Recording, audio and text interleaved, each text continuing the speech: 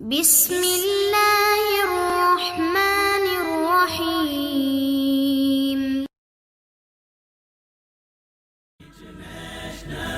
Islamic Research Center. السلام علیکم ورحمۃ اللہ وبرکاتہ.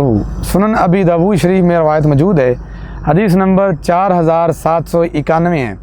آپ علیہ الصلوۃ والسلام نے فرمایا، اللہ رب العزت کے ہاں بروز قیامت سب سے زیادہ برا شخص کون ہوگا؟